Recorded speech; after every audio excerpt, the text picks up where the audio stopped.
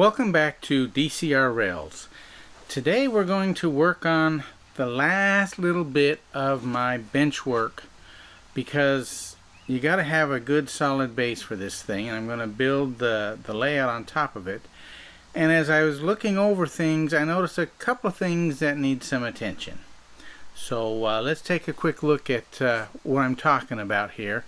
I used 1/4 inch plywood. Maybe I should have gone with a 1/2 inch, but I figured I'm not walking on top of this thing, so 1/4 inch plywood should be okay. But I got it hanging over 3-6 inches on each side, and then when the train comes around or you lean on it, it kind of bends. So in an effort to fix that, I'm going to do a little bit of work here. So let me show you what I'm talking about, and then I'll show you what my fix is. So on the surface it looks pretty good, but when I come down to the edge here and we look at it down here at this angle, let me come around here, it flexes a little bit, and that bothers me. I don't want it to flex like that. So I've got a solution of sorts. Okay, so what I envision is cutting a strip of board square up there like so, and then another one down here like so, and then run another strip down the length of this thing with another one hooked down below it with some cross beams to go between it, and that should take care of any of the give that comes on this thing. So that's the first thing I'm going to do. Next thing I'm going to do is take some paint that I had when I painted the house. It's a water-based paint, and paint this because I don't need this screaming green at me, so we'll paint that, and then we will glue it down.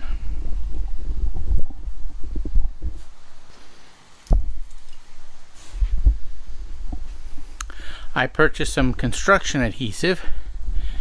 I believe it's liquid nails, so I've got a dispenser I can put on there and squeeze it out on the board and glue this here down on top of the plywood underneath it. And the reason I want this is because I'm out in the garage and it gets hot and it gets cold and the wood expands and contracts, and because wood expands and contracts, that would wreak havoc on the scale model railroad.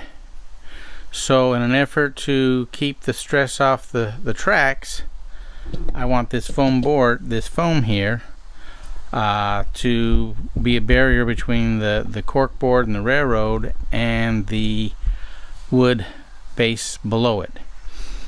So we'll paint this, glue it, do that, and then this thing should be ready to lay track and get started on the layout proper. Alright, so what I want to do is screw the pieces into place after I measure and cut them, but I don't want the wood to split. This stuff is so small, it'll split, or even 2x4s will split if you just run the screw down into it. So I drill a little pilot hole. So what I do is I look at the size of the screws and I try to get this drill bit to be just about a little less than the screw threads. That way I drill a hole in the wood, and then when the screw goes in, the threads can bite into the wood. Then I don't split the wood and I get a good solid grip. So that's just something I try to do, is drill pilot holes and then run the screws in so I don't split the wood. So that's just a food for thought. I'm not a professional carpenter by any stretch of the imagination, but I do try to take care of things. And for me, this is more of a journey than a destination. I enjoy working with my hands, and I enjoy modeling, and I've learned some carpentry skills over the years, just rudimentary, enough to get me by. Obviously, I made the workbench that you see behind me. I built the rafters that I've got Christmas and Easter and Halloween decorations that my wife likes. So I've built places to store all of that stuff.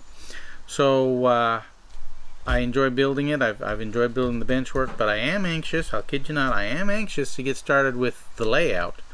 But at least I can enjoy the process of building this. I'll get this all put together, and then hopefully I can be running trains by the time we get around to our next video. So let me get started on this. I'll drill pilot holes and measure and cut wood and build the support around the outer edges of this thing.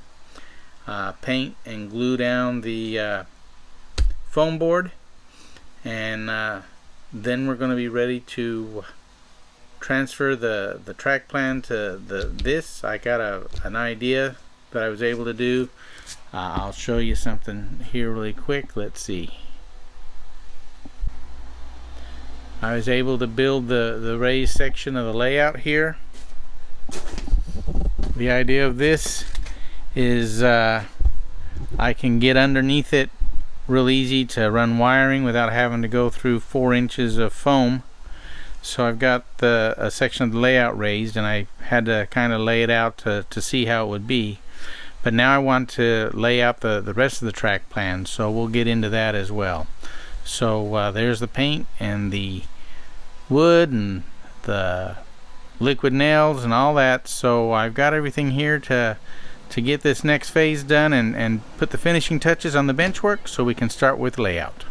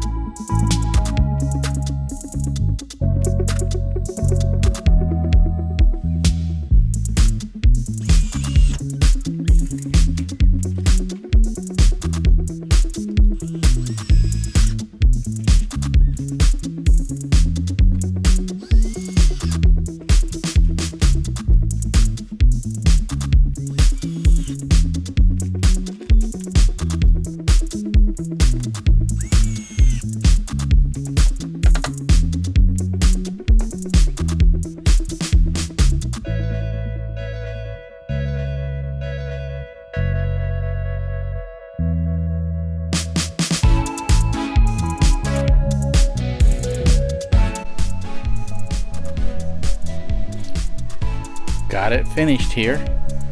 There's the supports, and there's the pushing down on it. So the foam is overextended for a bit because the other side I've got clamps on for the glue to dry, but that's solid. And this side I've got the board right up against the end piece there. If we come underneath, I've got it hooked up over there, and if you look at it, I can push down on it and nothing's happening. So we'll take the clamps off. I've got a little bit more of these little guys to build here, and glue them into place and clamp into place.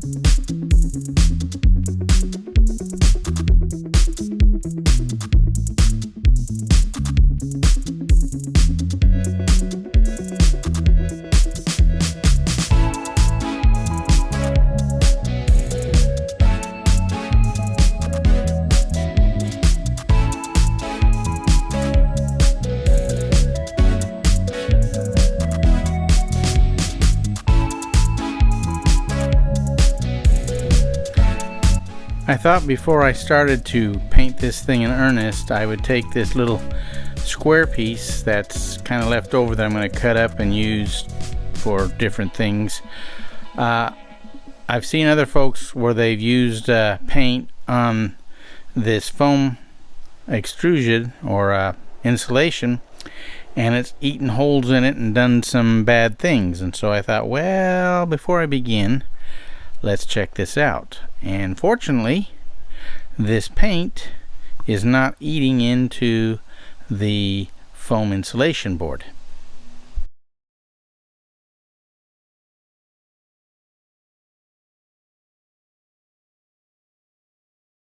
We are at the point where we watch paint dry. I guess this flat gray works. It does make a difference. As you can see, the color changes there, so I don't have the bright lime green. So now we watch paint dry. I won't put you through that because that's about as exciting as watching me paint. So there's the paint. It's on. And I got the layout tucked away because my wife's home and her car lives next to the railroad. Once she pulls out, and if I know we're going to do it, then I pull the train into the middle of the garage so I can get around it. So it's working. Next step will be to glue this down.